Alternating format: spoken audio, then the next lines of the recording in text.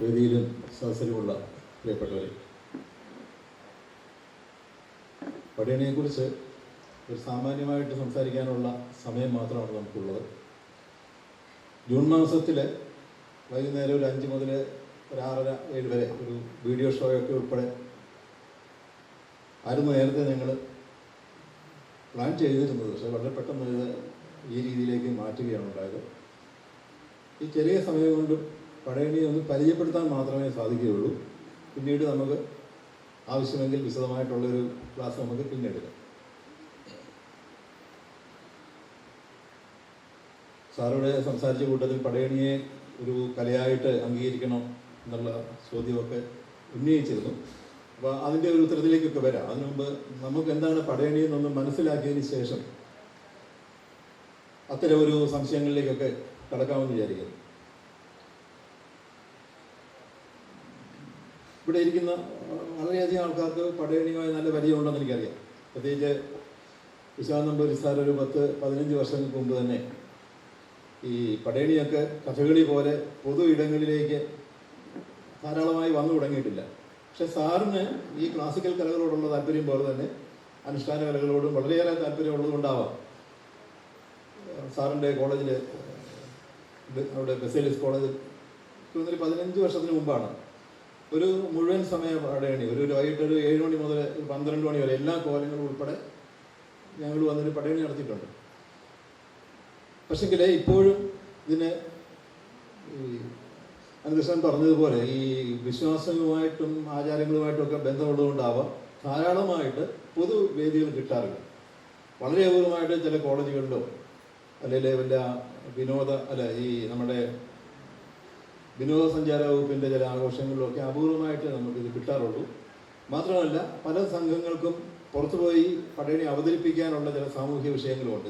അത് ഈ വിശ്വാസത്തിൻ്റെ ഭാഗമായിട്ടുള്ളതാണ്. ഇത് പൊതുവേദികളിൽ അവതരിപ്പിക്കാമോ അല്ലെങ്കിൽ ഈ മറ്റു കലോത്സവങ്ങളിൽ അവതരിപ്പിക്കാമോ എന്നുള്ള ചർച്ച വളരെ സജീവമാണ്. കാരണം ഒരു സംഘത്തിന് വളരെ മാരകമായ പരിക്കേൽപ്പിക്കുകയുണ്ടായി. കണ്ണൂർ അവതരിപ്പിക്കാൻ പോയി അവിടെ വെച്ച് ഇത് ക്ഷേത്രത്തിൽ മാത്രം നടത്തിയാൽ മതി എന്നുള്ള ഒരു രീതിയിൽ ഒരു സംഘത്തെ പൂർണ്ണമായിട്ടും അവിടെ നിന്ന് അടിച്ചുപൊടിക്കുക ഒരു സംഭവം ഉണ്ടായിട്ടുണ്ട്. അപ്പോൾ അതുകൊണ്ടൊക്കെ ആവാം ധാരാളമായിട്ട് പൊതു ഇടങ്ങളിൽ കിട്ടാറില്ല. ഇനി നമുക്ക് എന്താണ് പടയണി എന്നതിലേക്ക് വരാം. ഈ മത്സ്യതിരുവിതാംകൂറിലെ വളരെ കൃത്യമായിട്ട് പറഞ്ഞാൽ ഏതാണ്ട് ഇന്നത്തെ പത്തനംതിട്ട ജില്ല എന്ന് വേണമെങ്കിൽ പറയാം.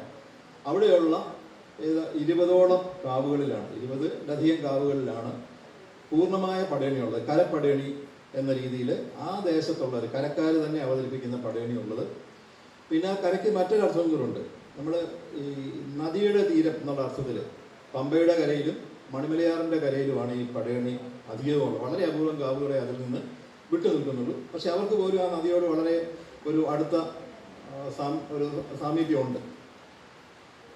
അപ്പോൾ അങ്ങനെയുള്ള ഈ കാവുകളിൽ വളരെ കൃത്യമായിട്ട് നമുക്ക് പറയാൻ പറ്റും. ധനുമാസം 5-ാം തീയതി തുടങ്ങിയാൽ, മലയാളത്തിൽ നമുക്ക് തുടക്കം പറയാൻ പറ്റത്തുള്ളൂ.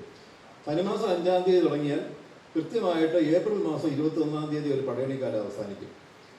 തെള്ളിയൂർക്കാവിലെ നമ്മുടെ മഹാകവി വെണ്ണിക്കുളത്തിൻ്റെ സ്ഥലമായ ആ വെണ്ണിക്കുളത്തിനടുത്തുള്ള തെള്ളിയൂർക്കാവിലാണ് ആദ്യത്തെ പടയണി.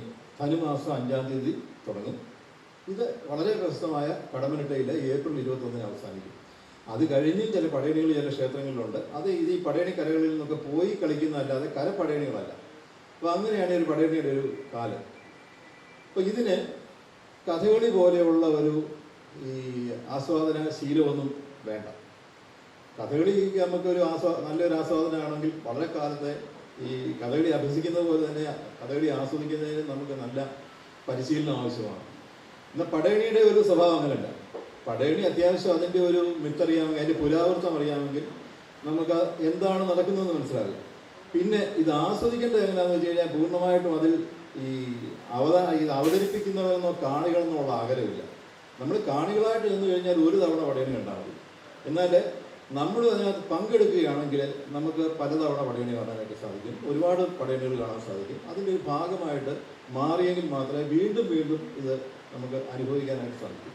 കഥകളിക്ക് അങ്ങനെയില്ല. കഥകളിയിൽ പൂർണ്ണമായിട്ടൊരു കഥ ആസ്വദിക്കുന്നവരുണ്ട്, ഒരു സന്ദർഭം മാത്രം ആസ്വദിക്കുന്നവരുണ്ട്, ഒരു പദം ആസ്വദിക്കുന്നവരുണ്ട്, പാട്ട് മാത്രം ആസ്വദിക്കുന്നവരുണ്ട്. അങ്ങനെ പല രീതിയിൽ നമുക്ക് കിട്ടും. എപ്പോൾ വന്നു വേണമെങ്കിലും കഥകളിയിലേക്ക് നമുക്ക് പ്രവേശിക്കാനായിട്ട് സാധിക്കും. നമുക്ക് ഇഷ്ടമുള്ളൊരു ഭാഗം അത് മാത്രം കണ്ടു പോകുന്ന ഒരു രീതിയാണ് പടയണിക്കുള്ളത്, കഥകളിക്കുള്ളത്. പക്ഷെ പടയണി അങ്ങനെയല്ല.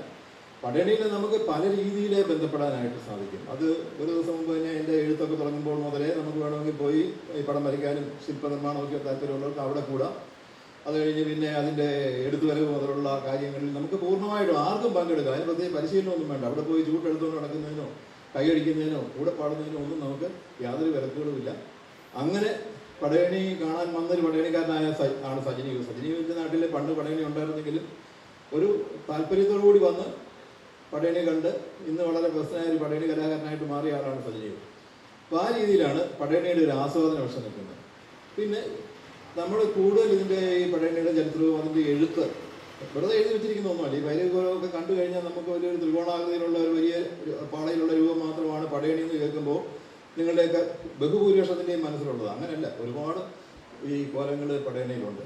അപ്പം അതിലേക്ക് നമുക്ക് വരാം. പടയണി മാത്രമല്ല, കേരളത്തിലെ പ്രത്യേകിച്ച് ഈ ഭദ്രകാളി കാവുകളിൽ നടക്കുന്ന അനുഷ്ഠാനങ്ങൾക്കെല്ലാം ഒരു പശ്ചാത്തലമാണുള്ളത്. 99% ഒരു പശ്ചാത്തലമാണുള്ളത്. വളരെ അപൂർവമായിട്ട് നീലമ്പേരൂർ പോലെയുള്ള പടയണിക്ക് മാത്രമാണ് അതിൽ നിന്ന് വ്യത്യസ്തമായിട്ടുള്ള ഒരു പശ്ചാത്തലമുള്ളത്. ബാക്കിയെല്ലാം തന്നെ ഈ കാളിദാരിക വിലാവൃത്തമാണ് പശ്ചാത്തലമായിട്ട് വരുന്നത്. അത് ഇവിടെ സാറ് പറഞ്ഞ പോലെ തന്നെ ഇതെല്ലാം ഒരു വിശ്വാസം ഉണ്ടെങ്കിൽ മാത്രമേ, വിശ്വാസത്തിൻ്റെ പുറത്ത് മാത്രമാണ് ഈ അനുഷ്ഠാനങ്ങൾ ഇവിടെ നിലനിൽക്കുന്നത്. അപ്പോൾ അങ്ങനെ ശക്തമായിട്ടുള്ള ഒരു വിശ്വാസം നമ്മുടെ കൊറോണ കാലം പോലെ പണ്ട് കേരളത്തിലുണ്ടായിരുന്നു. അത് വസൂരി ബാധിച്ച ഒരു കാലമാണ്. അപ്പോൾ ഈ വസൂരിയുമായി ബന്ധപ്പെട്ട് അതിന് വസൂരി വന്നു കഴിഞ്ഞാൽ ജീവനോടെ തന്നെ കുഴിച്ചിടുന്ന ഒരു കാലമൊക്കെ നമുക്കുണ്ടായിരുന്നു. അങ്ങനെ കുഴിച്ചിടുന്നതിനെയാണ് പണ്ടാര ചാവുകളെന്ന് നമ്മൾ പറയുന്നത്. മരിച്ചോ എന്ന് ഉറപ്പ് വരുന്നതിന് മുമ്പ് തന്നെ ചിലപ്പോൾ കുഴിച്ചിടും. അതുകൊണ്ടാണ് ഈ ചില മുതിർന്നവരൊക്കെ പണ്ടാര ഉടങ്ങാൻ എന്നൊക്കെ പറയുന്നത്. ജീവിച്ചിരിക്കുമ്പോൾ തന്നെ നമ്മുടെ മരണം വിധിക്കുകയാണ്. അങ്ങനെയൊക്കെയുള്ള ഒരു കാലം നമുക്കുണ്ടായിരുന്നു. ആ സമയത്ത് ഈ ദേവിയെ പീഡിപ്പിച്ചു കഴിഞ്ഞാൽ ഭദ്രകാളിയാണ് വസൂരി വിതയ്ക്കുന്നത് എന്നുള്ള ഒരു വിശ്വാസം, അതിനൊരു കഥയുണ്ട്, ഞാൻ പറയാം. അങ്ങനെ ഒരു വിശ്വാസം നിലവിലുണ്ടായിരുന്നത് കൊണ്ട് ഭദ്രകാളി ക്ഷേത്രങ്ങളിൽ ഈ ഭദ്രകാളി പ്രീണനാർത്ഥം അതാത് ദേശത്തെ ആൾക്കാർ ഓരോ കലാരൂപങ്ങളുണ്ടാക്കി. കേരളത്തിലെ എല്ലാ കലകളും നോക്കിയാലും ഇത് കൃത്യമായിട്ട് നമുക്ക് കാണാനായിട്ട് സാധിക്കും. എല്ലായിടവും ഒരേ മിത്തിൻ്റെ പല പല ഭാഗങ്ങളാണ്. ഇപ്പം പടയണിയിൽ ഉള്ളത് ദാരികാസുരനെ നിഗ്രഹിച്ചതിന് ശേഷം ശിവൻ ഭദ്രകാളിയുടെ കോപം അടങ്ങുന്നതിന് വേണ്ടിയിട്ട് ശിവന്റെ ഭൂതഗണങ്ങൾ നൃത്തം ചെയ്യുന്നതായിട്ടാണ് ദാരിക നിഗ്രഹത്തിന് ശേഷമുള്ളതാണ്. എന്നാലും നമ്മൾ മുടിയേറ്റ് നോക്കിക്കഴിഞ്ഞാൽ നമുക്കറിയാം അത് പൂർണ്ണമായിട്ടും ഒരു ദാരിക നിഗ്രഹ നാടകം, സമ്പൂർണ്ണമായിട്ട് ഈ കാളിദാരിക വിലാവൃത്തം മുടിയേറ്റിൽ പറയുകയാണ്. തീയാട്ടിലും അങ്ങനെ തന്നെയാണ്. തീയാട്ടിലൊക്കെ ഈ കളമെഴുത്ത് കഴിഞ്ഞതിന് ശേഷം ഈ നിലവിളക്കിനെ ശിവനായിട്ട് സങ്കല്പിച്ചുകൊണ്ട് ആ ദാരിക കഥ പൂർണ്ണമായിട്ടും പറയുകയാണ് ചെയ്യുന്നത്. പല കലാരൂപങ്ങളിലും ആ രീതിയിലേക്ക് പോവുകയാണ്. കുത്തിയോട്ടത്തിലാണെങ്കിൽ ഈ ദാരിക നിഗ്രഹത്തിന് ശേഷമാണ് ഈ വേതാളത്തിന് ഒരു കഥ പറഞ്ഞിട്ട് ഞാൻ ഇതിലേക്ക്. ഈ ഇതിൻ്റെ പിന്നിലുള്ള ഒരു പശ്ചാത്തല കഥയെന്ന് പറയുന്നത് കാളിദാരിക വിലാവൃത്തമാണ്. അതായത് ഈ ദേവാസുര യുദ്ധത്തിന് ശേഷം ഈ അസുരവംശം പൂർണ്ണമായിട്ടും ഇല്ലാതായപ്പോൾ രണ്ട് അസുര മാതാക്കൾ ദാനവതിയും ദാരുമതിയും ബ്രഹ്മാവിനെ തപസ് ചെയ്ത് വരം വാങ്ങുകയാണ്. തങ്ങളുടെ വംശം നിലനിൽക്കുന്നതിന് വേണ്ടിയിട്ട് രണ്ട് പുത്രന്മാരെ തരണം. അങ്ങനെയാണ് ദാനവേന്ദ്രനും ദാനവതിക്ക് ദാനവേന്ദ്രനും ദാരുമതിക്ക് ദാരികനും ഉണ്ടാകുന്നത്. അപ്പോൾ ഇവരുടെ ചെറുപ്പകാലം മുതലേ അവരുടെ ബാല്യകൗമാരങ്ങളിൽ തന്നെ അവർ കേട്ടു വളർന്നത് തങ്ങളുടെ വംശപരമ്പരയെ പൂർണ്ണമായിട്ടും ഇല്ലാതാക്കിയത് ദേവന്മാരാണ്. അതുകൊണ്ട് ദേവപദം അവരുടെ ഇന്ദ്രപദം കൈക്കലാക്കുക എന്നുള്ളതാണ്. ദേവന്മാരെ ശത്രുക്കളായിട്ട് പ്രഖ്യാപിച്ച് അവർ ചെറിയ പ്രായം മുതൽ അതിനുള്ള ശ്രമങ്ങൾ ആരംഭിച്ച് അവരും അതുപോലെ തന്നെ ഈ ബ്രഹ്മാവിനെ തപസ് ചെയ്തിട്ട് 3 വരങ്ങൾ വാങ്ങിക്കുകയാണ്. രാത്രിയും പകലും മരണം ഉണ്ടാവാൻ പാടില്ല, പിന്നെ പുരുഷന്മാരാൽ വധിക്കപ്പെടാൻ പാടില്ല, ഒരു തുള്ളി രക്തം പോലും ഭൂമിയിൽ വീഴാൻ പാടില്ല. ഒരു തുള്ളി രക്തം അഥവാ ഭൂമിയിൽ വീണ ആ ഓരോ തുള്ളിയിൽ നിന്നും 1000 ദാരികന്മാർ ഈ വീണ്ടും ജനിക്കും. ഇങ്ങനെയൊക്കെയുള്ള ചില വരങ്ങളാണ് ബ്രഹ്മാവിനോട് ചോദിക്കുന്നത്. അപ്പോൾ ബ്രഹ്മാവ് അന്നേരം തന്നെ ചോദിക്കുന്നുണ്ട്, ഈ സ്ത്രീകളാൽ കൊല്ലപ്പെട്ടാലോ?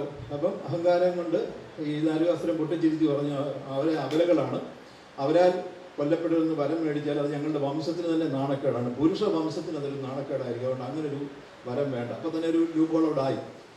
അങ്ങനെയാണ് ഈ കഥ മുന്നോട്ട് പോകുന്നത്. ഇവരെല്ലാവരെയും എല്ലാ ദേവന്മാരെയും കീഴടക്കി വന്നു കഴിഞ്ഞപ്പോഴേക്കും നാരദന്റെ നേതൃത്വത്തിൽ പരമശിവന്റെ അടുക്കൽ ചെന്ന് ദേവഗണങ്ങൾ പറയുകയാണ്, ഈ ദാരികന്റെയും ദാനവേന്ദ്രന്റെയും ഈ ശല്യം കാരണം നമുക്ക് ജീവിക്കാൻ വയ്യാത്ത സാഹചര്യം, അതുകൊണ്ട് എങ്ങനെയും അവരെ നിഗ്രഹിക്കണമെന്ന് പറയുന്ന കാര്യങ്ങളിലേക്ക് കൊണ്ടുപോകും. അപ്പം അത് അത്ര വലിപ്പത്തിലായിരുന്നു വന്നിരുന്നത്. 64 ആനകളെയാണ് അരഞ്ഞാനായിട്ട് ചുറ്റിനും ഇട്ടിരുന്നത്. 3 ആനകളെ കാതിൽ കുണ്ടലമായിട്ട് ഇട്ടിരിക്കുന്നു. ഈ രീതി വലിയ രൂപമാണ്. ഭൂതഗണങ്ങൾ ഇങ്ങനെ ലോകം മുഴുവൻ ചുറ്റി ഇതിനൊരു വാഹനത്തെ തേടി. അങ്ങനെ പോകുമ്പോഴാണ് കടലുകളെല്ലാം കലങ്ങി ഈ സുനാമി തിരകൾ പോലെ കരയിലേക്ക് വരുന്ന ഒരു സംഭവം ഇവരുടെ ശ്രദ്ധയിൽപ്പെടുകയും അവരിതെന്താണെന്ന് അന്വേഷിക്കുമ്പോൾ ഒരു വേതാളം എന്ന് പറയുന്ന തത്വം ഇതിനകത്ത് ഇങ്ങനെ കുളിക്കുകയാണ്, നീരാടുകയാണ്. അപ്പോൾ ഇവരവിടെ നിന്ന് ഇയാൾ കുളിച്ച് കയറി വരട്ടെ. അപ്പോൾ വേതാളം കുളി കഴിഞ്ഞ് വന്ന് ഇവരുടെ ശ്രദ്ധയിൽ കാണുന്ന കാഴ്ച ഈ ഒരു പിടി ആനകളെ, നമ്മൾ ഈ കട്ടറുമ്പിനെയൊക്കെ വാരുന്ന പോലെ ഒരു പിടി ആനകളെ വാരി കയ്യിൽ വെച്ച് വിരലുകൊണ്ട് ചാലിച്ചാണ് ഗോപിക്കുറി ഇടുന്നത്. അപ്പം മനസ്സിലായി ഇത്രയും ആനകളെ ഒരുമിച്ച് ഇങ്ങനെ ചാന്താക്കാമെങ്കിൽ ഈ രൂപം വിചാരിച്ചു കഴിഞ്ഞാൽ ദേവിയെ കൊണ്ടുപോകാൻ സാധിക്കും. അപ്പോൾ അദ്ദേഹത്തിനോട് പറയുന്നത് ഇങ്ങനെ വരണം, ദേവിക്ക് വാഹനമായിട്ട് ദാരികേശ്വരൻ്റെ നിഗ്രഹിക്കാനായിട്ട് യുദ്ധക്കളത്തിലേക്ക് പോകണം. ഇത് കഥയാണ് കേട്ടോ, നമ്മൾ മാജിക്കൽ റിയലിസം പിന്നാണ് പഠിച്ചതെങ്കിൽ ഇതൊക്കെ കേൾക്കുമ്പോൾ നമുക്ക് തോന്നുന്നു എത്ര മനോഹരമായിട്ടാണ് നമ്മുടെ കഥകൾ എഴുതിയിരിക്കുന്നത്. ഇത് കിളിപ്പാട്ടായിട്ടുണ്ട്, ഭദ്രോൽപ്പത്തി കിളിപ്പാട്ട്. അപ്പോൾ അതിൽ ഈ രീതിയിൽ പുള്ളി അദ്ദേഹത്തിനോട് ആവശ്യപ്പെട്ട പുള്ളി പറഞ്ഞു, ഞാൻ വളരെ സമാധാനമായിട്ട് ജീവിക്കുന്ന ഒരു ആളാണ്, എനിക്ക് ഇങ്ങനെയുള്ള യുദ്ധത്തിനൊന്നും വരാൻ താല്പര്യമില്ല എന്ന് പറഞ്ഞപ്പോൾ നിന്റെ മതി വരുവോളം രക്തം നിനക്ക് നൽകാമെന്ന് പറയുമ്പോഴാണ് ഈ വേതാളം സമ്മതിക്കുകയും വേതാളം ദേവിയെ ഈ ചുമലിലേറ്റി യുദ്ധക്കളത്തിലേക്ക് പോവുകയാണ്. അപ്പോൾ വേതാളം ചുമലിലേറി കയറി കഴിഞ്ഞപ്പോഴേക്കും ദേവിയുടെ ഈ ശിരസ് മേഘജാലങ്ങളിലൊക്കെ മുട്ടി. ഇപ്പം പടയിലൊക്കെ പാട്ടിലൊക്കെ ഉണ്ട്, മുട്ടുകുത്തി നടന്നു വേതാളി മേഘജാലി തല മുട്ടുമെന്ന് നിനച്ചവൾ പൊണ്ണി. ആ വലിയ പൊണ്ണിയായ കാളിയുടെ രൂപം മനസ്സിൽ വിചാരിച്ച് ഈ മേഘങ്ങൾക്കിടയിലേക്ക് എൻ്റെ തല പോയല്ലോ. അപ്പോൾ അത് മനസ്സിലാക്കി വേതാളം മുട്ടുകുത്തിയാണ് നടക്കുന്നത്, കാരണം അത്ര വലിപ്പമായിരുന്നു. ഇങ്ങനെ ഇവർ പോയി ദാരികനെ യുദ്ധത്തിന് വിളിക്കുന്നു. അതൊക്കെ നമ്മൾ നാടൻ പാട്ട് കേട്ടിട്ടുണ്ട്, ദാരിക വീര പോരിന് പാടാന്നുള്ള പാട്ടൊക്കെ നമ്മളും കേട്ടിട്ടുണ്ട്. അങ്ങനെ വേതാളത്തിൻ്റെ പുറത്തേറി അവിടെ ചെല്ലുന്നു. ആദ്യമൊക്കെ കയറി ഇങ്ങനെ പല രീതിയിലുള്ള വിളികളുണ്ടായിട്ടും വന്നില്ല. അവസാനം ഇയാളൊരു നല്ല കർഷകനായിരുന്നു ദാരികൻ. പുള്ളിയുടെ കൃഷിയിടങ്ങളെല്ലാം നശിപ്പിക്കുകയും തീയിടുകയൊക്കെ ചെയ്തപ്പോഴാണ് പുള്ളി ആദ്യമായിട്ട് പുറത്തേക്ക് വരുന്നത്. ഇതൊക്കെ കിളിപ്പാട്ടിൽ പറയുന്ന സംഭവങ്ങളാണ്. അവസാനം അദ്ദേഹം യുദ്ധരംഗത്തേക്ക് വരുന്നു. യുദ്ധരംഗത്തേക്ക് വന്ന് 41 ദിവസം യുദ്ധം നീണ്ടു നിന്നു എന്നാണ്. ഹിന്ദുക്കളെ സംബന്ധിച്ച് 41 ദിവസത്തിൻ്റെ ഒരു പ്രാധാന്യമുണ്ട് മണ്ഡലക്കാലം എന്നുള്ളതിൽ. 41ാം ദിവസം, അത്രയും ദിവസവും യുദ്ധം ഒന്നും ആകാതെ പിരിഞ്ഞു. 41ാം ദിവസം യുദ്ധത്തിന് പോകുമ്പോൾ അദ്ദേഹത്തിന് തന്നെ മനസ്സിൽ ഉത്കണ്ഠ ഉണ്ടാകുന്നു. ഈ ഭാര്യയായ മനോദരിയോട് സംസാരിക്കാൻ പറയും, ഇന്നലെ വേറൊരു ദേവി വന്ന് ഈ നമ്മളുടെ മന്ത്രങ്ങളൊക്കെ ബ്രഹ്മാവ് ഒരു മന്ത്രം കൊടുത്തിരുന്നു, ഈ മന്ത്രം കൈമോശം വരരുതെന്ന് പറഞ്ഞിരുന്നു, ഒരുമിച്ചിരുന്ന് നമുക്ക് ഉരുവിടാമെന്ന് പറഞ്ഞ് ആ ദേവി ഈ മന്ത്രമൊക്കെ കൈക്കലാക്കിയാണ് പോയെന്ന് പറഞ്ഞപ്പോൾ തന്നെ ഇദ്ദേഹത്തിന് ഒരു മരണഭയം ഉണ്ടായി. എന്നാലും രാത്രിയോ പകലോ അല്ലേ തന്നെ നിഗ്രഹിക്കാൻ പറ്റത്തില്ലല്ലോ, അല്ലാത്തൊരു സമയത്തെ പറ്റി ചിന്തിച്ചില്ല. ഏതായാലും അന്ന് യുദ്ധത്തിന് പോകുമ്പോൾ ദേവി വളരെ ശക്തിയായിട്ട് 41ാം ദിവസമാണ് ദേവി യുദ്ധക്കളത്തിലൊക്കെ അന്വേഷിച്ചിട്ട് പല രീതിയിൽ നമുക്ക് കിട്ടും ദാരികനെ കാണാൻ. ഈ കഥ അറിയാം, രാത്രിയും പകലും പറ്റുകയായിരുന്നു അറിയാം. ദേവിയുടെ അന്നത്തെ യുദ്ധത്തിൻ്റെ വരവ് കണ്ട് ഇദ്ദേഹം ഓടി പാതാളത്തിൽ ഒളിച്ചിരുന്നു. ദേവി വന്നിട്ട് തൻ്റെ മുടി അന്തരീക്ഷത്തിലിട്ട് ചുഴറ്റുകയാണ്. കൂന്തൽ പെണ്ണെന്ന് തന്നെയാണ് ദേവിയെ പടയണിക്കാരെ സംബോധന ചെയ്യുന്നത്. അപ്പം തൻ്റെ മുടിയിട്ട് അന്തരീക്ഷത്തിലെ വട്ടം ചുഴറ്റി, മുടിയാട്ടം എന്ന് പറയുന്ന കലാരൂപത്തിൻ്റെ ഒരു മിത്തതാണ്. അങ്ങനെ സൂര്യമണ്ഡലം പൂർണ്ണമായിട്ട് മറഞ്ഞു. സൂര്യമണ്ഡലം മറഞ്ഞപ്പോൾ ഇരുൾ വ്യാപിച്ചപ്പോൾ ഈ പാതാളത്തിൽ ഇറങ്ങിയിരുന്ന അദ്ദേഹം വിചാരിച്ചു, ദാരികൻ വിചാരിച്ചു രാത്രിയായെന്ന് വിചാരിച്ച് പുറത്തേക്ക് ഇറങ്ങുകയാണ്. അപ്പോൾ ഈ പാതാളത്തിൻ്റെ ആ ഒരു പുറത്തേക്കുള്ള പ്രവേശനം കടന്നു വരേണ്ട ആ സ്ഥലത്തേക്ക് വേതാളം തന്നെ നാവ് ഇറക്കിയിട്ടു. ആ നാവേൽ ഓടിക്കയറിയപ്പോഴേക്കും വേതാളം നാക്കം ഉയർത്തുകയാണ്. നമ്മുടെ കാളിയൂട്ടെന്ന് പറയുന്ന ചിറയൻകീഴിലൊക്കെ ഉള്ള ക്ഷേത്രത്തിൽ പോയാൽ നമുക്ക് കാണാൻ പറ്റും, വലിയ തട്ട് കെട്ടിയിരിക്കുകയാണ്. തെങ്ങിൻ്റെയും കവുങ്ങിൻ്റെയും ഉയരത്തിലുള്ള തട്ട് കെട്ടി അതിലാണ് ഈ യുദ്ധത്തിന് മുമ്പുള്ള പോരുകൂടിയൊക്കെ കിടക്കുന്നത്. തട്ട് നാക്കിൻ്റെ ആ ഒരു ഉയരം കാണാനായിട്ടാണ്. അപ്പോൾ ഈ നാവേലേക്ക് ദേവി തോളിൽ നിന്ന് ചാടി ഇറങ്ങി. അത്ര വലിപ്പ വിശാലമായ നാവാണ്. ആ നാവേലാണ് യുദ്ധക്കളമായിട്ട് തീരുന്നതും. ആ നാവിൽ വെച്ചാണ് രാത്രിയും പകലുമല്ലാത്ത, ഈ വെളിച്ചമില്ല എന്നാൽ രാത്രിയല്ല, ഇരുട്ടുണ്ട് എന്നാൽ പകലുമല്ലാത്ത ആ ഒരു അവസ്ഥയിൽ നാവേലിട്ടാണ് ദാരികാസുരനെ നിഗ്രഹിക്കുന്നത്. നാവേലിട്ട് നിഗ്രഹിച്ചത് കൊണ്ട് ഈ ഊർന്നു വീഴുന്ന രക്തമെല്ലാം തന്നെ വേതാളം കുടിക്കുകയാണ്. ഒരു തുള്ളി പോലും ഭൂമിയിലേക്ക് വീണുമില്ല. അങ്ങനെയാണ് ദാരികൻ്റെ ഈ അവസാനം സംഭവിച്ചത്. അവിടെ നിന്ന് ദേവി ഈ ദാരികൻ്റെ ശിരസുമായിട്ട് ഓടി വരുമ്പോഴേക്കും ഇതിന് സമാന്തരമായിട്ട് മറ്റൊരു കഥ നടക്കുന്നുണ്ട്. ദാരികാസുരൻ്റെ പത്നി ശിവനെ വിളിച്ച് പ്രാർത്ഥിച്ചുകൊണ്ട് കരയുകയാണ്. കാരണം തൻ്റെ ഭർത്താവിനെ രക്ഷിക്കുന്നതിന് വേണ്ടി ശിവനെ തന്നെയാണ് വിളിക്കുന്നത്. അപ്പൊ ഇവരുടെ ഈ ഭക്തിയുടെ ആ ഒരു ശക്തി കൊണ്ട് അവരുടെ എത്ര ആത്മാർത്ഥമായിട്ടുള്ള ആ വിളി കേട്ടിട്ട് ശിവന് പ്രത്യക്ഷപ്പെടാൻ പറ്റത്തില്ല. കാരണം ശിവൻ അറിയാം, പ്രത്യക്ഷപ്പെട്ടാൽ ചോദിക്കാൻ പോകുന്നത് തൻ്റെ ഈ താൻ അങ്ങോട്ട് നിയോഗിച്ചിരിക്കുന്ന ആ ഒരു കർമ്മത്തിന് നേരെ വിരുദ്ധമായിട്ടുള്ള കാര്യം ചോദിക്കും. അവരുടെ ജീവനാണ് ചോദിക്കുന്നത്. ഈ കൊല്ലപ്പെട്ടു എന്ന് മനസ്സിലാക്കി, വധിച്ചു എന്ന് മനസ്സിലാക്കി ഉടനെ തന്നെ ശിവൻ അവിടെ പ്രത്യക്ഷപ്പെട്ടു. അപ്പോഴത്തന്നെ ശിവൻ ഇങ്ങനെ പരിശീലനായിട്ട് മൊത്തം വിയർത്ത് നിൽക്കുകയാണ്. അപ്പോൾ ഈ മനോദരിയുടെ മുമ്പ് പ്രത്യക്ഷപ്പെട്ട് ഇങ്ങോട്ടൊന്നും ചോദിക്കുന്നതിന് മുമ്പ് തന്നെ തൻ്റെ നെറ്റിത്തടത്തിൽ നിന്ന് വിയർപ്പ് കൈക്കുടന്നയിലാക്കി ഈ മനോദരിയുടെ കയ്യിൽ ഒഴിച്ചു കൊടുത്തു. നിന്റെ ശത്രുവിൻ്റെ മേൽ കളിക്കുക എന്നാണ് പറയുന്നത്. അപ്പോൾ അന്നേരം നേരെ മനോദരി തിരിച്ചു വരുമ്പോൾ കാണുന്നത് ഇങ്ങനെ വലത്ത് കൈ വാളും ഇടത്ത് കൈയിൽ ദാരിയ ശിരസുമായിട്ട് അലറി വിളിച്ചു വരുന്ന ഭദ്രകാളിയെ കാണുന്നു. തൻ്റെ ഭർത്താവിൻ്റെ ശിരസാണ് കാണുന്നത്. ഉടൻ തന്നെ ഈ വേർപ്പ് ആദ്യമായിട്ട് ഭദ്രകാളിയുടെ ദേഹത്ത് കളിക്കുന്നു. ഈ ഉഷ്ണത്തിന്റെ പ്രതീകമായിട്ടുള്ള അല്ലെ അതിൻ്റെ ഒരു അവശിഷ്ടമായിട്ടുള്ള വേർപ്പ് തളിച്ചാണ് ഈ രോഗം വന്നുകൊണ്ടാണ് ഉഷ്ണരോഗമായിട്ടുള്ള വസൂരി ആദ്യമായിട്ട് ഈ ദേവിക്ക് വന്നു എന്നാണ് ഈ പുരാണങ്ങളിൽ കാണുന്നത്. അപ്പം അങ്ങനെ ദേവി വസൂരി വന്ന് ഭൂമിയിൽ വീണുപോയി, തളർന്ന് വീണുപോയി. ആ സമയത്തേക്ക് ശിവൻ തൻ്റെ കണ്ടാകർണൻ എന്ന് പറയുന്ന മകനെ വിട്ട് ഈ ദേഹത്തുള്ള വസൂരി എല്ലാം നക്കിയെടുക്കുകയാണ്. സഹോദരിയായിട്ട് മുഖത്തുള്ള വസൂരി പഴങ്ങൾ മാത്രം, വസൂരി പഴങ്ങൾ എന്നൊക്കെ അതിൽ ഉപയോഗിച്ചേക്കുന്നത്, വസൂരി പഴങ്ങൾ എടുത്തുമില്ല. പക്ഷെ അവിടെ നിന്ന് വീണ്ടും ചാടി എഴുന്നേറ്റ് ദേവിയുടെ പാദങ്ങൾ, ഈ ദേവി ശത്രു പിന്നെ ഈ പ്രധാനമായിട്ടും ആരാണോ ജയിക്കുന്ന അവരുടെ പക്ഷത്തിൽ ഇരിക്കുകയാണ്.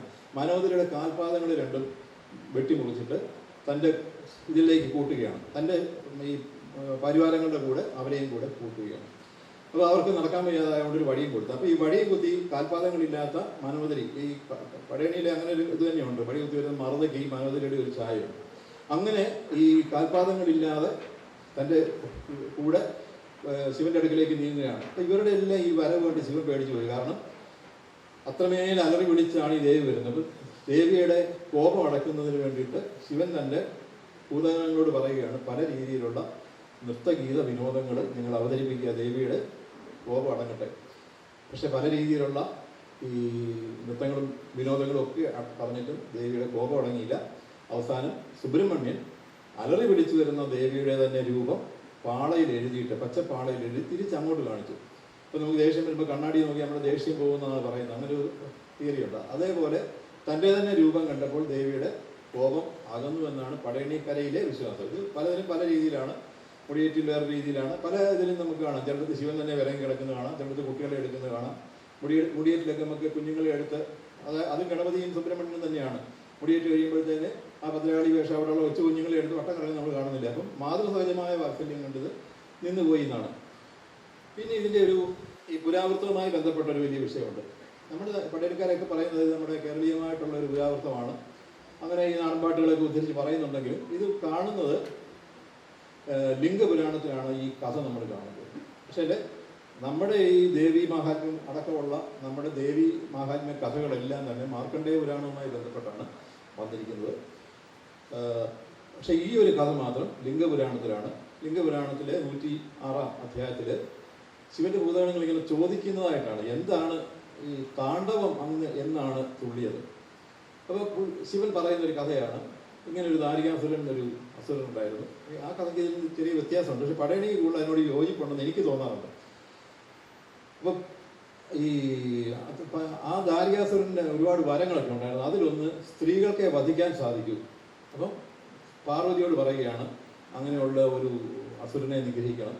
ഉടനെ തന്നെ പാർവതി ശിവനിൽ ലയിക്കുകയാണ്. പാർവതി ശിവനിൽ ലയിച്ച് ശിവൻ കടാക്ഷം കൊണ്ട് ഈ അഗ്നി സ്വരൂപിണിയായിട്ടുള്ള കാളിയെ നിർമ്മിച്ചു എന്ന് പറയുന്നത്. ആ കാളിയുടെ ജന്മമൊക്കെ അതിൽ പറയുന്നത്, കാളി ജനിച്ചു വീണപ്പോഴേക്കും ചുട്ടുപഴുത്ത ഒരു ലോകം പോലെയായിരുന്നു. അതിൽ നിന്നിങ്ങനെ അഗ്നി സ്ഫുലിംഗങ്ങൾ ഇങ്ങനെ പറക്കുകയായിരുന്നു. ഈ രീതിയിൽ നമുക്ക് പടയണിയിൽ ഇപ്പോഴും കാണാനായിട്ട് സാധിക്കും. പടയണിയിൽ വന്നാൽ ആ ഒരു കാളിയെ നമുക്ക് കാണാൻ സാധിക്കും. എല്ലാ പടയണി കലകളിലെയും കോലങ്ങളിൽ നമുക്ക് കാണാൻ സാധിക്കുകയില്ലെങ്കിലും ഓതറയിലെ ഈ 1001 പാളയുടെ നിറയെ പന്തങ്ങൾ കുത്തി വരുന്ന ഒരു കോലമുണ്ട്. നിറയെ പന്തങ്ങളാണ്. 1001 പാളയിൽ ഒരു 10-100ഓളം പന്തങ്ങൾ കുത്തി അതിൻ്റെ മുമ്പിൽ ഈ അഗ്നി ഇങ്ങനെ നമ്മുടെ മുന്നോട്ട് ആളി കത്തുകയാണ്. അങ്ങനെ ആളി കത്തുന്നത് പോലെ മുമ്പിൽ മുഴുവൻ ചൂട്ടുകറ്റകൾ പിടിക്കുക. അത് ഈ നമ്മുടെ നാടകം അവതരിപ്പിക്കുകയാണല്ലോ. അപ്പോൾ അതിൻ്റെ ഭാഗമായിട്ട് ആൾക്കാരാണ് ഈ ചൂട്ടുകറ്റ പിടിച്ചിരിക്കുന്നതെങ്കിലും ഈ തീ ഇങ്ങനെ അടുത്ത് വരുന്ന പോലുള്ള ആ ജനിച്ച് വീണ ദേവി ഇങ്ങനെ വരുന്ന പോലെയുള്ള ഒരു തോന്നൽ നമുക്ക് ഈ ഓതറയിലെ പടയണി കാണുമ്പോൾ കാണാൻ സാധിക്കും. അത് ശിവൻ ഇങ്ങനെ ഇത് അവതരിപ്പിക്കുകയാണ്. അങ്ങനെ വരുമ്പോൾ ശിവൻ പറയുകയാണ് ഭൂതഗണങ്ങളോട്, ഈ ദേവി ഇങ്ങനെ വന്നു കഴിഞ്ഞാൽ ഭൂമി മുഴുവൻ സാമ്പലായി പോകും, അതുകൊണ്ട് ദേവിയെ തൃപ്തിപ്പെടുത്തണം. അതിന് മറ്റ് മാർഗങ്ങളൊന്നുമില്ലാത്തതിനാൽ ഞാൻ ആദ്യമായി താണ്ഡവം നടത്തുകയാണ്. അങ്ങനെ ആ താണ്ഡവം കണ്ട് ഈ താണ്ഡവ നൃത്തത്തിൻ്റെ ആ ഒരു അതിൽ ലയിച്ചാണ് ദേവിയുടെ കോപം അടങ്ങിയെന്ന് ഈ ലിംഗപുരാണത്തിൽ പറയുന്ന കഥ. പല ക്ഷേത്രങ്ങളിലും നമുക്ക് പടയണിയുടെ ഒരു ക്രമം വരുമ്പോൾ ഈ കാലങ്കോലം ശിവന്റെ കോലം തന്നെയാണ്. കാലങ്കോലം എന്നാണ് പേരെങ്കിലും അതിനകത്തെ പ്രധാനം ശിവൻ തന്നെയാണ്. ശിവന്റെ അതിൻ്റെ കുറച്ച് ഭാഗങ്ങൾ, തുടക്കത്തിലെ കുറച്ച് ഭാഗങ്ങൾ നമുക്ക് അതിൻ്റെ നൃത്തരൂപങ്ങൾ, താണ്ഡവത്തിൻ്റെ ചൂടുകളാണോ എന്ന് ചോദിച്ചാൽ നമുക്ക് പറയാൻ പറ്റത്തില്ല. പക്ഷേ ഒരു നടരാജന്റെ സങ്കല്പത്തിലുള്ള നൃത്ത ചുവടുകൾ ധാരാളം നമുക്ക് ഈ കാലങ്കോലത്തിൽ കാണാൻ സാധിക്കും. അതിൻ്റെ ഒരു പുറപ്പാട് പോലെ തന്നെയാണ്. ആ നൃത്ത ചുവടുകൾ കഴിഞ്ഞ് ഈ കാലങ്കോലം കഴിഞ്ഞിട്ടാണ് ശാന്തയായിട്ടുള്ളൊരു ഈ പടയണിയിലെ ഭൈരവി വരും. അതുവരെയുള്ള പോലെ ദൃഷ്ടി ഉരുട്ടിയ വലിയ വട്ടത്തിലുള്ള കണ്ണുകളോ അങ്ങനെ വലിയ എതിറുകളോ നമുക്ക് കണ്ടാൽ ഭയം തോന്നുന്ന രീതിയിലുള്ള അല്ലാത്ത ഒരു കോലം വരും. പൂർണ്ണമായിട്ടും ഭൈരവിയുടെ രൂപം തന്നെയാണ്. പക്ഷേ അതിൽ തളിരിലകളൊക്കെയാണ് വരയ്ക്കുന്നത്. ദേവിയുടെ ശാന്തമായ മനസ്സ് വരയ്ക്കാനായിട്ട് പഴയ നമ്മുടെ കലാകാരന്മാരായിട്ടുള്ള പൂർവീര് ചെയ്തത് അതിലെ ഇലകൾ, ഈ ചെറിയ ഈ പഴങ്ങൾ, മുന്തിരിങ്ങ പോലെയൊക്കെയുള്ള ചില പഴങ്ങൾ, തളിരിലകൾ, അങ്ങനെയുള്ള ഒരു നിറവുമാണ് ഉപയോഗിക്കുന്നത്.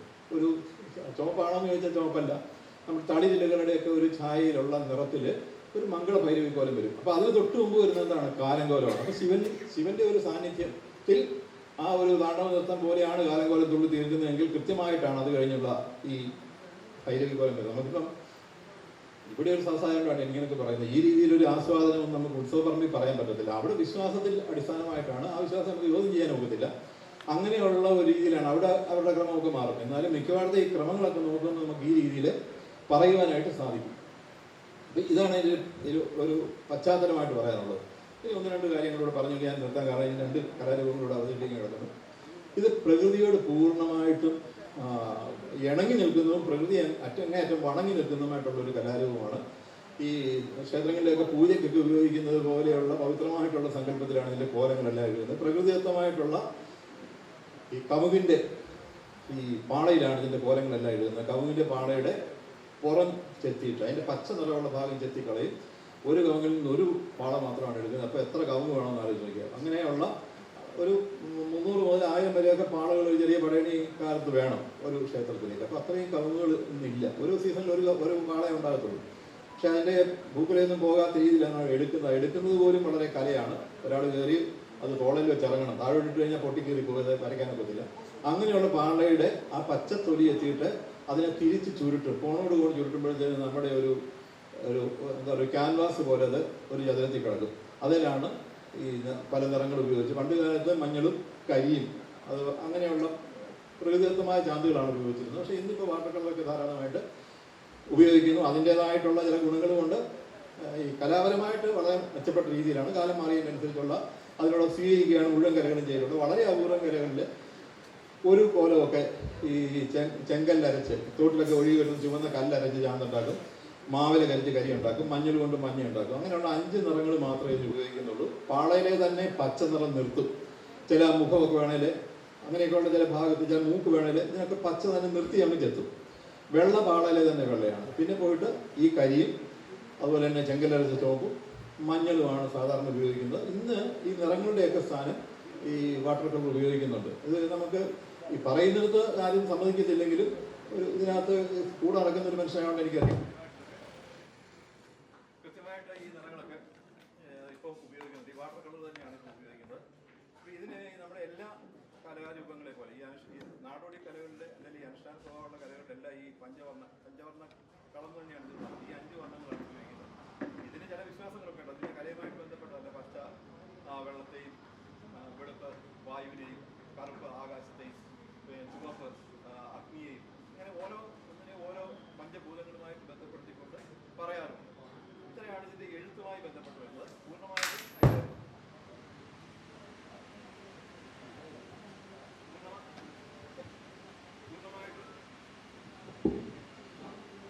ഈ പ്രകൃതിയിലെ വസ്തുക്കൾ മാത്രമാണ് ഉപയോഗിക്കുന്നത്. ഇത് കമുക് കൊണ്ടുള്ള വാരിയിൽ ഈർക്കിലി കൊണ്ടാണ് ഇത് തുന്നി പിടിപ്പിച്ച് ഈ കലാരൂപമാക്കുന്നത്. ഒരു കോലം തുള്ളി കഴിഞ്ഞാൽ പിന്നത് കൊണ്ട് അവിടെയുള്ള ആലേലോ പ്ലാവേലോ പണ്ട് കാലത്ത് അങ്ങനെ ഒരു ചിന്തയുണ്ടായിരുന്നു. അതിൽ മാതൃക പാലുള്ള വൃക്ഷത്തിൽ കൊണ്ട് ചാരി വെച്ചാണ് ഈ ഇത് ഉപേക്ഷിച്ച് പോകുന്നത്. അങ്ങനെ ഒരു അതാണ് ഇതിൻ്റെ ഒരു എഴുത്തിനെ പറ്റി പറയാനുള്ളത്. പിന്നെ അതിന് കൃത്യമായിട്ടുള്ള എഴുത്ത് രീതികളുണ്ട്. നമുക്കിപ്പം ചുവർച്ചിത്രകലയ്ക്കുള്ള ചില സങ്കേതങ്ങൾ പോലെ തന്നെ പടയണിയിലെ എഴുത്തെല്ലാം കൃത്യമായിട്ട് ഒരേ രീതിയിലാണ്. ഒരു മുട്ടയുടെ ആകൃതിയിലുള്ള കണ്ണുകൾ, പിന്നെ ആടിൻ്റെ കൊമ്പ് പോലെയുള്ള ഈ മുകളിലോട്ടുള്ള മുടികൾ, പിന്നെ കോമ്പല്ലേ പല്ല് എകറും, അങ്ങനെയൊക്കെ ഉള്ളതിനൊക്കെ കൃത്യമായിട്ടുണ്ട്. എല്ലാം എവിടെ എഴുതിയാലും ആ രീതിയിൽ തന്നെ ആയിരിക്കും അത് എഴുതി വരുന്നത്. പിന്നുള്ളൊരു വ്യത്യാസം എന്ന് പറഞ്ഞാൽ പിന്നെയുള്ളത് പ്രധാനമായിട്ടും പഞ്ചകോലങ്ങൾ എന്നാണ് പറയുന്നത്. ഈ പഞ്ചകോലങ്ങൾ ഒന്ന് പിശാച്, യക്ഷി, പക്ഷി, മാടൻ, മറുത. പെട്ടെന്ന് വേണേൽ ഭൂതഗണങ്ങൾ എന്ന് പറഞ്ഞാൽ ഭൂതത്തിന് ഇതൊക്കെ ഭൂതങ്ങളാണല്ലോ എന്നുള്ള രീതിയിൽ വേണേൽ നമുക്ക് പറയാൻ പറ്റും. ഇതെല്ലാം തന്നെ നമ്മുടെ ആരാധനാക്രമത്തിൽ ഉണ്ടായിരുന്നതാണ്. മാടനെയൊക്കെ എനിക്ക് തോന്നുന്നത് ശ്രീനാരായണ ഗുരുവിൻ്റെയൊക്കെ ആ ഒരു കാലത്താണ് ഈ മാടൻ ദൈവങ്ങളെയൊക്കെ ഉപേക്ഷിക്കണം എന്നൊക്കെ പറഞ്ഞു. എങ്കിൽ പോലും ഇപ്പോഴും ചിലതൊക്കെ മാടൻ ക്ഷേത്രങ്ങളുണ്ട്. ഈ ചെങ്ങന്നൂർ റെയിൽവേ സ്റ്റേഷനിൽ ഇരുന്നാൽ തന്നെ നമുക്ക് കാണാം ഒരു മറുത യക്ഷിയുടെ അമ്പലം നമുക്ക് കാണാനായിട്ട് സാധിക്കും. അങ്ങനെ മറുതയും മാടനൊക്കെ നമ്മുടെ ആരാധനയുടെ ഭാഗമായിരുന്നു. ഇപ്പം ഈ 5 കോലങ്ങളാണ് ഇപ്പോഴും പറയുന്നത്: യക്ഷി, പക്ഷി, മാടൻ, മറുത, അങ്ങനെയുള്ള 5 കോലങ്ങൾ. എന്നാൽ ഇത് ഈ നമ്മുടെ ഒരു എന്താ പറയുക 8, 9 നൂറ്റാണ്ടൊക്കെ ആയപ്പോഴേക്കും നമ്മളുടെ ഈ സാമൂഹിക രംഗത്ത് ഈ ആര്യനൈസേഷൻ എന്നൊക്കെ ഉള്ള സംഭവം ശരിയാണെങ്കിൽ അതോടുകൂടിയുള്ള ആ വരവിനോട് തുടർന്ന് ജയരാജാക്കന്മാരുടെയൊക്കെ വരവോടുകൂടി ഇതിന് മാറ്റം വരികയും നമ്മുടെ പുരാണ കഥാപാത്രങ്ങൾ ഇവിടേക്ക് വരികയുണ്ടായി. എന്നാൽ ഇവിടെ ഒരു സംഘർഷമൊന്നും ഉണ്ടാകാതെ ഒരു സമവായത്തിലൂടെ ക്ഷേത്രവുമായി ബന്ധപ്പെട്ട ഈ അനുഷ്ഠാനങ്ങളിലെല്ലാം അവിടുത്തെ ചില കഥകളോട് ചേർന്നല്ലാതെ ഒന്നും നിർത്തിയില്ല. അങ്ങനെ 2 കോലങ്ങൾ പിന്നീട് ചേർന്നാണ് ആ ശബ്ദം, അതിൻ്റെ പേര് കേൾക്കുമ്പോൾ തന്നെ നമുക്കറിയാം. അതുവരെയുള്ള മാടൻ എന്നൊക്കെ പറയുന്നതല്ല, ഭൈരവി, ആ ശബ്ദത്തിൽ തന്നെയുണ്ട് ആ വന്ന ഒരു സംസ്കൃതത്തിൻ്റെ ഒരു സ്വഭാവം. അതുപോലെ തന്നെ ഈ കാലംകോലം, യമധർമ്മൻ്റെ കഥ പറയുന്ന, മാർക്കണ്ഡേയൻ്റെ കഥ പറയുന്ന, അത് മാർക്കണ്ഡേയൻ്റെ കഥയാണ് പറയുന്നത്. മാർക്കണ്ഡേയൻ്റെ കഥയാണ് പൂർണ്ണമായിട്ടും കാലംകോലത്തിൽ പറയുന്നത്. അപ്പോൾ അങ്ങനെ 2 കോലങ്ങൾ പിൽക്കാലത്ത് ഇതിനോട് വന്നു ചേർന്നു. ബാക്കിയുള്ളത് ഈ ഭൈരവിക്കോലത്തിന് പിന്നെ ഈ കൂടുതൽ പറയുന്നത് ഭൈരവിക്കോലങ്ങൾ തന്നെ പല രീതിയിലുണ്ട്. ഭൈരവിക്കോലങ്ങൾ ചെറിയ 16 വാള പോലെ അതിൽ ഒരു ഇരട്ടിപ്പായിട്ടാവും 32, അങ്ങനെ കയറി പോകും. പിന്നെ 51, 64 ഇങ്ങനെ പോകുന്നതാണ്. ഈ 101 വരെ തലയിലെടുത്ത് കൊള്ളാൻ പറ്റും. 1001 വാളയുടെയൊക്കെ ചട്ടത്തിൽ വലിച്ചുകൊണ്ടാണ് വരുന്നത്. അപ്പോൾ അതിൻ്റെ എഴുത്തിലൊക്കെ ഒരുപാട് പ്രാധാന്യമുണ്ട്. നമ്മളിപ്പോൾ ഒരു ഭൈരവിക്കോലം, നിങ്ങളുടെയൊക്കെ മനസ്സിലുള്ള ഭൈരവിക്കോലമായിട്ട് അതിനെപ്പറ്റി പറയാം. ഭൈരവിക്കോലം നമ്മൾ കാണുമ്പോൾ മുഴുവൻ തന്നെ ചുഴിപ്പുകൾ, ഇങ്ങനെ സർപ്പത്തിൻ്റെ പത്തി പോലെ നമുക്ക് കാണാൻ പറ്റും. മുഴുവൻ പത്തികളാണ്. ഇത് അച്ഛൻ്റെ അലങ്കാരം എന്ന് പറഞ്ഞാൽ ഈ സർപ്പങ്ങളായിരുന്നു. ശിവൻ ആ രീതിയിലെ ഉരകാഭരണ ഭൂഷിതനായതുകൊണ്ട് തന്നെ മകളും എന്ത് ചെയ്തു, മുഴുവൻ തന്നെ സർപ്പങ്ങളെയാണ് വരച്ചിരിക്കുന്നത്. പിന്നീട് നമ്മൾ നേരത്തെ പറഞ്ഞല്ലേ ഈ ആനകൾ, ഈ കാതിൽ നോക്കിയാൽ അറിയാം, അവിടെ കാതിൽ ആനകളെയാണ് വരയ്ക്കുന്നത്. പിന്നെ അച്ഛൻ്റെ 3-ാം തൃക്കണ്ണിൽ നിന്ന്, അഗ്നിക്കണ്ണിൽ നിന്ന് ജനിച്ചു എന്നാണ് വിശ്വാസം. അതുകൊണ്ട് ഭൈരവിക്കോലം വരുമ്പോൾ കാണാം, അന്നത്രയൊക്കെ നാടകക്കാർക്ക് ചെയ്യാൻ പറ്റത്തുള്ളായിരുന്നു. ഈ കണ്ണിൻ്റെ സ്ഥാനത്ത് ഒരു പന്തം കുത്തി ഇറക്കും. മറ്റു കോലങ്ങൾക്ക് ഇല്ലാത്തതാണ്. ഈ നെറ്റി കണ്ണിൻ്റെ സ്ഥാനത്ത് ഒരു പന്തവും കൂടെ കുത്തിയാണ് വരുന്നത്. അപ്പോൾ നമ്മൾ നോക്കണം, ഈ കളമെഴുത്തിലാണേലും പാടുന്നത് ദാരികാസുരൻ്റെ നിഗ്രഹമാണെങ്കിൽ അവിടുത്തെ ദേവി വരുന്നത് ഈ കണ്ണിൽ നിന്ന് ജനിച്ചതായതുകൊണ്ട് നമ്മുടെ കളമെഴുത്തും പാട്ടിലെയും ചില കളത്തിൽ നമുക്ക് ഈ കണ്ണ് കാണാം. അന്ന് അവിടെ പാടുന്നത് ഈ ദാരികാസുരവധമായിരിക്കും. അങ്ങനെയൊക്കെയുള്ള വ്യത്യാസങ്ങൾ ഈ എഴുത്തിലുണ്ട്, അല്ല വെറുതെ വരച്ച് വെച്ചിരിക്കുകയല്ല. അപ്പോൾ നമ്മുടെ സർപ്പത്തിൻ്റെ ചുഴിപ്പുകൾ, അതുപോലെ തന്നെ ഈ പന്തം, ഇതൊക്കെ ഈ കഥയും അതുപോലെ ആന, ഇതൊക്കെ നമ്മൾ ഈ കഥയുമായി ബന്ധപ്പെട്ട് തന്നെയാണ് വരച്ചിരിക്കുന്നത്. നമുക്ക് അങ്ങനെ വ്യാഖ്യാനിച്ചെടുക്കാൻ പറ്റും. അതിൽ തന്നെ നമ്മളിപ്പോൾ ഏതെങ്കിലും ക്ഷേത്രത്തിൽ നടക്കുന്ന അവിടുത്തെ ദേവിയാണ് അവതരിപ്പിക്കുന്നതെങ്കിൽ അത് ദേവതക്കോലം എന്നുള്ള രീതിയിൽ ഒരു മുഖമൊക്കെ കാണുന്നുള്ളൂ. പിന്നെ ഈ യുദ്ധക്കളത്തിൽ നിന്ന് ഓടി വരുന്ന ഭൈരവിയുണ്ട്. ആദ്യമായിട്ട് ശിവൻ കണ്ടെന്ന് പറഞ്ഞ ആ സംഭവം, അതിന് നിണഭൈരവി എന്നാണ് പറയുന്നത്. അതിന് ചുവമ്പ് കൊണ്ട് മാത്രമേ എഴുതുള്ളൂ. അത് കണ്ടു കഴിഞ്ഞാൽ രൂപവും പാട്ടും സ്വഭാവം എല്ലാം ഒന്നാണ്, പക്ഷെ പൂർണ്ണമായിട്ടും ചുവന്ന നിറമായിരിക്കും. നിണം കൊണ്ടാണ് അത് എഴുതുന്നത്. അങ്ങനെ പോകുന്നത്. പിന്നുള്ളത് യക്ഷിക്കോലമാണ്. യക്ഷി ധാരാളം യക്ഷിക്കോലങ്ങളുണ്ട്. അന്തരയക്ഷി, അമ്പരയക്ഷി, ഇതെല്ലാം നമ്മളുടെ മനസ്സുമായി ബന്ധപ്പെട്ടാണ്. നമ്മുടെ ഉള്ളിലുള്ള കാര്യങ്ങൾ തന്നെയാണ് ഈ അന്തരയക്ഷിയിലും ഒക്കെ പറയുന്നത് തന്നെ. അമ്പരയക്ഷി, അരക്കിയക്ഷി, മായയക്ഷി, സുന്ദരയക്ഷി, ഈ രീതിയിൽ യക്ഷിക്കോലങ്ങൾ ഏതാണ്ട് 8-9 യക്ഷിക്കോലങ്ങൾ വളരെ സജീവമായിട്ട് കൊള്ളുന്നു. പിന്നെയുള്ളത് പക്ഷിക്കോലമാണ്. പടയണിയിലെ പക്ഷിക്കോലം ഈ ശ്രീകൃഷ്ണൻ്റെ കഥ പാടുന്ന ഒരേ ഒരു വൈഷ്ണവ സങ്കല്പത്തിലെ ഒരു പ്രാധാന്യമുള്ളൊരു കോലം പക്ഷിക്കോലമാണ്. അത് കാരണം ഈ ശിശുക്കളുടെ രോഗങ്ങളിൽ നിന്നുള്ള മുക്തി എന്നാണ് ഇപ്പം അതിൻ്റെ ഒരു പടയണിക്കരകളുടെ വിശ്വാസം. ശിശുക്കളുടെ രക്ഷ, അപ്പോൾ കുഞ്ഞുങ്ങളെ ബാധിക്കുന്ന പുള്ളു പോലെയുള്ള രോഗങ്ങളിൽ നിന്നൊക്കെയുള്ള രക്ഷയ്ക്കെന്നുള്ള നിലയ്ക്ക് പക്ഷിക്കോലം ഇന്ന് ധാരാളമായിട്ടുണ്ട്. അപ്പോൾ അതിന് മാത്രം കൃഷ്ണൻ്റെ അമ്പാടിയിലെ ശ്രീകൃഷ്ണനെ വധിക്കുന്നതിന് വേണ്ടിയിട്ട് പോയ ഒരു അസുരനാണ് ഈ പക്ഷിയെ കൊല്ലുന്നതോടുകൂടി ആ ഒരു ഇത് തീരും. അങ്ങനെ പോകുന്നു പക്ഷിയുടെ. പിന്നുള്ളത് മറുതാക്കോലമാണ്. മറുതാക്കോലമൊക്കെ ഈ പല രീതിയിൽ ഒരുപാട് പുതുമകളൊക്കെ ഇപ്പോൾ വരുന്നുണ്ട്. രുദ്ര മറുത എന്നൊക്കെയുള്ള രീതിയിൽ ഇലന്തൂർ പോലെയുള്ള കരകളിലൊക്കെ പുതിയ കോലങ്ങൾ നമുക്ക് കാണാനായിട്ട് സാധിക്കും. ഇതാണ് ഈ 5 കോലങ്ങൾ. ആദ്യം വരുന്നത് പിശാച് കോലമാണ്. അത് ഈ ഗണക സമുദായം തുള്ളിയിരുന്ന ഒരു കോലത്തിൽ നിന്ന് വന്നതാണെന്ന് പറയപ്പെടുന്നു. അതിന് വലിയ നൃത്ത ചൂടുകളൊന്നുമില്ല. 2 കൈയിലും കത്തിച്ച് ചൂട് പിടിച്ചുകൊണ്ടുള്ള പ്രത്യേക രീതിയിലുള്ള ചാടി തുള്ളുന്ന ഒരു രീതിയാണ് അത് കാണുന്നത്. അത് ആദ്യം വരുന്നുണ്ട്. അതിന് ഗണപതി കോലം എന്ന് പറയാറുണ്ട്. ആദ്യം വരുന്നുണ്ട്. നമ്മൾ ഗണപതി കൈ എന്നൊക്കെ പറയുന്ന പോലെ ഗണപതി കോലം എന്നൊരു പറച്ചിലുണ്ട്. അപ്പോൾ ഇത്രയാണ് ഇതിനകത്തെ കോലങ്ങൾ. അവസാനമായിട്ട് ഇപ്പോൾ ഏറ്റവും പ്രാധാന്യത്തോടെ തുള്ളി വരുന്നത് കാലംകോലമാണ്. ഒരു പൂർണ്ണമായ നാടകം എന്ന് പറയാവുന്നത് പടയണിയിൽ കാലംകോലം മാത്രമേ ഉള്ളൂ. മാർക്കണ്ഡേയൻ്റെ കഥ പൂർണ്ണമായിട്ട് പാടിത്തുള്ളൂ. മാർക്കണ്ഡേയൻ ചിരഞ്ജീവിയായി പോയ കഥ, ഇടയ്ക്ക് കാലിനില്ലാത്ത കാലം ഉണ്ടായ സംഭവം, ഇതെല്ലാം ആ ഒരു കഥയിൽ നമുക്ക് കാണാനായിട്ട് സാധിക്കും. നമ്മുടെ കഥകളിയോട് വളരെയേറെ അടുത്ത് നിൽക്കുന്ന മുൻപാട്ടും പിൻപാട്ടുമായിട്ടാണ് ഇത് പോകുന്നത്. അതുപോലെ തന്നെ നമ്മൾ തിരശീല പിടിക്കുന്ന ആ സമയത്ത് ശ്ലോകങ്ങൾ പാടുന്നത് പോലെ ഈ 1.5 മണിക്കൂറോളം നീണ്ടു നിൽക്കുന്നതാണ് കാലംകോലം. ആ സമയത്ത് ഇടയ്ക്കിടയ്ക്ക് ഉരലിൽ വന്നിരിക്കും, പിടിച്ചിരുത്തുകയാണ്. ആ സമയത്ത് പിന്നിലുള്ളവർ പാടി കഥയും കൊണ്ടുപോകും. നമ്മൾ കഥകളിയിലെ പോലെ തന്നെ ആ സമയത്ത് ശ്ലോകങ്ങൾ പാടും. ആ ശ്ലോകങ്ങൾ പാടുമ്പോഴത്തേന് ഇരിക്കുന്നതിന് മുമ്പ് അവതരിപ്പിച്ച ഭാഗമല്ല, ഇതിനകത്തെ ഓരോ ഭാഗങ്ങൾ പാടിപ്പോകും. അങ്ങനെ കുറേയേറെ സാമ്യം നമുക്ക് ഈ കഥകളിയുമായിട്ട് ബന്ധപ്പെട്ട് കാണാം. പകർന്നാട്ടം എന്ന് പറയുന്ന സംഭവം ഒറ്റ കഥാപാത്രമാണ് ഈ കാലംകോലത്തിലെ എല്ലാ കഥാപാത്രങ്ങളെയും അവതരിപ്പിക്കുന്നത്. അങ്ങനെയൊക്കെയുള്ള ഒരു ബന്ധം നമുക്ക് ഇതിനോട് കാണാനായിട്ട് സാധിക്കും. ഇത്രയൊക്കെ സാമാന്യമായിട്ട് നമുക്ക് ഇത്രയൊക്കെ പറയാൻ പറ്റത്തുള്ളൂ. വീഡിയോ കൊണ്ട് ഇതിൽ ഓരോന്നും കാണിച്ചൊക്കെ വിശദീകരിക്കാമായിരുന്നു. ഇനി അടുത്ത ഈ പടയണി സീസണിന് മുമ്പായിട്ട് വേണം നമുക്കൊരു ക്ലാസ്സൊക്കെ വെച്ചിട്ട് ഇവിടെ അടുത്ത് ഒരുപാട് സ്ഥലങ്ങളുണ്ട്. ഇവിടെ നിന്നൊക്കെ വലിയ ദൂരമൊന്നുമില്ല. നമ്മൾ ചെങ്ങന്നൂർ വരെയൊക്കെ പോകുന്നുണ്ട്. അവിടെ ഒക്കെയുള്ള ഏറ്റവും MC റോഡിനോട് ചേർന്നുള്ള ഒരിടത്ത് പടയണി ഉള്ളതിന് മുമ്പായിട്ട് ഒരു ഇതേപോലെ നമുക്കൊരു വീഡിയോ ഒക്കെ വെച്ച് ഇത് മനസ്സിലാക്കിയിട്ട് പോകാനുള്ള അവസരം നമുക്ക് ഉണ്ടാക്കാം. ഇത്രയും നേരം ക്ഷമയോടെ ഈ ചൂടത്ത് കേട്ടുകൊണ്ടിരുന്നതിന് പ്രത്യേകം എല്ലാവരോടും നന്ദി പറയുന്നു.